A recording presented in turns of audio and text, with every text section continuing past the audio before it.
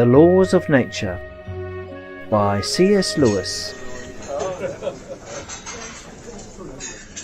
Poor woman, said my friend. One hardly knows what to say when they talk like that. She thinks her son survived Arnhem because she prayed for him. It would be heartless to explain to her that he really survived because he was standing a little to the left or a little to the right of some bullet. That bullet was following a course laid down by the laws of nature. It couldn't have hit him. He just happened to be standing off its line. And so all day long, as regards every bullet and every splinter of shell, his survival was simply due to the laws of nature. At that moment my first pupil came in and the conversation was cut short. But later in the day I had to walk across the park to a committee meeting, and this gave me time to think the matter over. It was quite clear that once a bullet had been fired from point A in direction B, the wind being C and so forth, it would pursue a certain path. But might our young friend have been standing somewhere else? And might the German have fired at a different moment or in a different direction? If men have free will, it would appear that they might. On that view, we get a rather more complicated picture of the Battle of Arnhem. The total course of events would be a kind of amalgam derived from two sources. On the one hand, from acts of human will, which might presumably have been otherwise, and on the other, from the laws of physical nature. And this would seem to provide all that is necessary for the mother's belief that her prayers had some place among the causes of her son's preservation.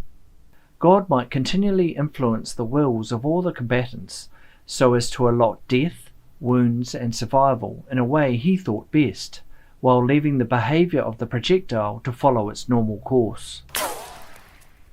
But I was still not quite clear about the physical side of this picture. I had been thinking vaguely enough that the bullet's flight was caused by the laws of nature. But is this really so? Granted the bullet is set in motion, and granted the wind and the Earth's gravitation and all the other relevant factors, then it is a law of nature that the bullet must take the course it did. But then the pressing of the trigger, the side wind, and even the earth are not exactly laws. They are facts or events. They are not laws, but things that obey laws. Obviously, to consider the pressing of the trigger would only lead us back to the free will side of the picture. We must therefore choose a simpler example. The laws of physics, I understand, decree that when one billiard ball A sets another billiard ball B in motion, the momentum lost by A exactly equals the momentum gained by B. This is a law. That is, this is the pattern to which the movement of the two billiard balls must conform, provided of course that something sets ball A in motion. And here comes the snag. The law won't set it in motion. It is usually a man with a Q who does that. But a man with a Q would send us back to free will. So let us assume that it was lying on a table in an ocean liner, and that what set it in motion was a lurch of the ship. In that case it was not the law that produced the movement. It was a wave. And that wave, though it certainly moved according to the laws of physics, was not moved by them. It was shoved by other waves, and by winds and so forth. And however far you traced the story back, you would never find the laws of nature causing anything. The dazzlingly obvious conclusion now arose in my mind.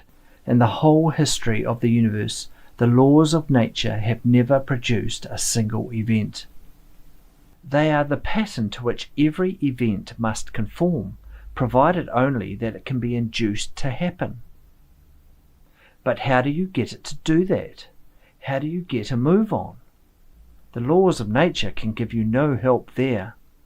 All events obey them, just as all operations with money obey the laws of arithmetic. Add 6 pennies to 6 and the result will certainly be a shilling, but arithmetic by itself won't put 1 farthing into your pocket. Up till now I had a vague idea that the laws of nature could make things happen. I now saw that this was exactly like thinking you could increase your income by doing sums about it. The laws are the patterns to which the events conform. The source of events must be sought elsewhere. This may be put into the form that the laws of nature explain everything except the source of events. But this is a rather formidable exception. The laws in one sense cover the whole of reality except that continuous cataract of real events which make up the actual universe. They explain everything except what we should ordinarily call everything. The only thing they omit is the whole universe. I do not mean that a knowledge of these laws is useless. Provided we can take over the actual universe as a going concern, such knowledge is useful and indeed indispensable for manipulating it.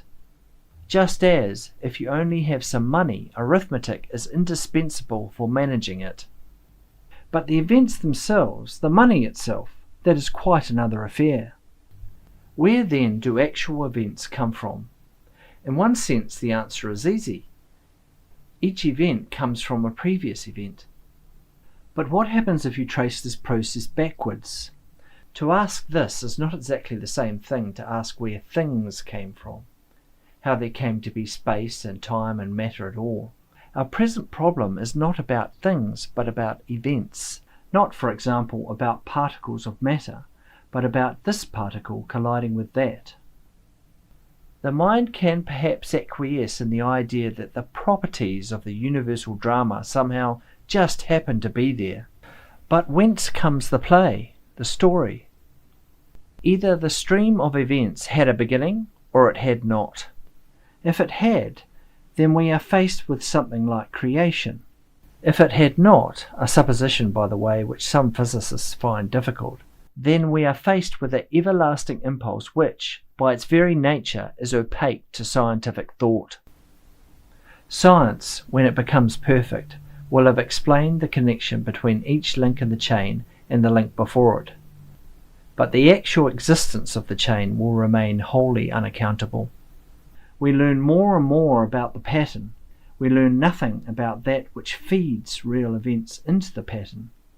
If it is not God, we must at the very least call it destiny, the immaterial ultimate one-way pressure which keeps the universe on the move.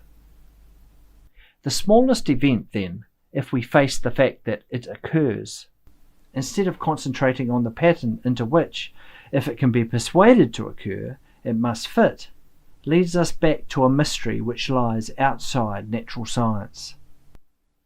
It is certainly a possible supposition that behind this mystery some mighty will and life is at work. If so, any contrast between his acts and the laws of nature is out of the question. It is his act alone that gives the laws any events to apply to. The laws are an empty frame.